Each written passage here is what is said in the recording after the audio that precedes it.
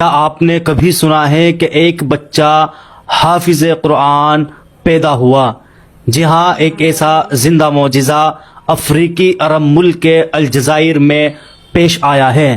آپ کو بتاتے چلے کہ افریقی عرب ملک کے جزائر میں جنم لینے والے پیدائشی حافظ قرآن بچے کی پوری دنیا میں دھوم مچ گئی ہے۔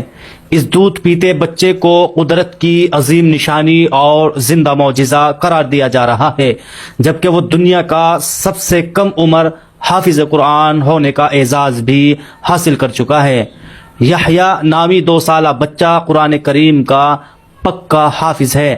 وہ سوائے قرآنی آیات، مختصر احادیث اور مسنون دعائیں کے ایک لفظ کا بھی تکلم نہیں کر سکتا، حتیٰ کہ وہ دراجہ سائیکل بھی نہیں کہہ سکتا، لیکن قرآن کریم روانی سے پڑھ سکتا ہے۔ الجزائر سمیت عرب ممالک کے اخبارات اور ٹی وی چینلوں نے یحییٰ کی پوری اسٹوری چلائی جا رہی ہے۔ جب ناظرین اس بچے کو دیکھتے ہیں تو انہیں اپنی آنکھوں پر یقین نہیں آتا۔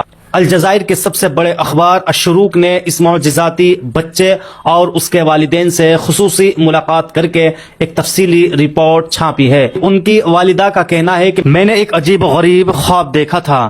میں نے دیکھا کہ ایک اونچی اور خوبصورت جگہ ہے جہاں نیک لوگوں کی ایک جماعت بیٹھی ہے۔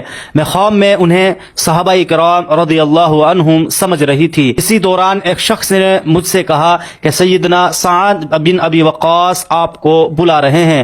میں ان کی طرف چل پڑی تو اسی شخص نے ایک انتہائی پروقار بزرگ کی طرف اشارہ کر کے کہا کہ یہ سیدنا ابو بکر صدیق رضی اللہ عنہ ہے۔ یہ سن کر مجھ پر ہیبت طاری ہو گئی۔ جب میں سیدنا سعد بن ابی وقاص کے پاس پہنچی تو وہاں ایک سفید رنگ کی دیوار تھی جس کے اندر ایک انتہائی چمکدار موتی جڑا ہوا تھا۔ سیدنا سعد رضی اللہ عنہ نے مجھ سے فرمایا کہ یہ موتی تمہارا ہے، اسے لے لو۔ چنانچہ میں نے اسے نکال لیا، جس کے بعد میری آنکھ کھل گئی۔ میں اس عجیب و غریب خواب کی تعبیر کے لیے کسی اچھے عالم دین کے پاس جانے کا سوچ رہی تھی کہ اسی دوران میں نے ایک اور خواب دیکھا کہ میں کعبہ شریف کے سامنے مطاف میں موجود ہوں۔ وہاں پر موجود سب لوگ میرے لیے جگہ بنا رہے ہیں اور مجھے بڑے احترام کے ساتھ کعبہ شریف کے اندر لے جایا جاتا ہے۔ اس کے بعد جب اس بچے کی ولادت کے دن قریب آئے تو خواب میں مجھے کسی نے ندا لگائی جس میں سورہ رحمان کی 10ویں آیت مجھے سنائی گئی، جس کا ترجمہ یہ ہے: اے زکریا، ہم آپ کو ایک بیٹے کی خوشخبری سناتے ہیں جس کا نام یحییٰ ہوگا۔ یہ آیت پہلے مجھے یاد نہیں تھی، اب میں سننے کے بعد مجھے بھی یاد ہو گئی۔ میں اس آیت کو بچے کی ولادت تک دہراتی رہی۔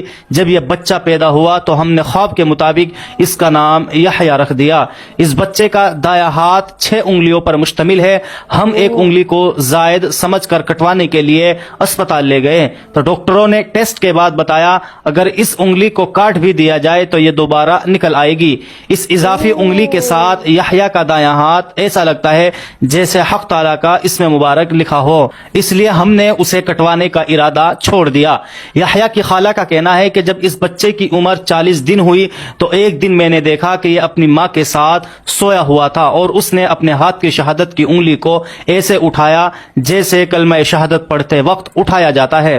ان کا مزید کہنا ہے کہ یحییٰ عام بچوں کی طرح روتا بھی ہے، لیکن جیسے ہی قرآن کریم کی تلاوت اسے سنائی جاتی ہے تو یہ فوراً خاموش ہو جاتا ہے۔ یحییٰ کے بارے میں اس کے اہل خانہ اس وقت حیرت میں مبتلا ہوئے جب اس کی عمر 1 برس ہوئی۔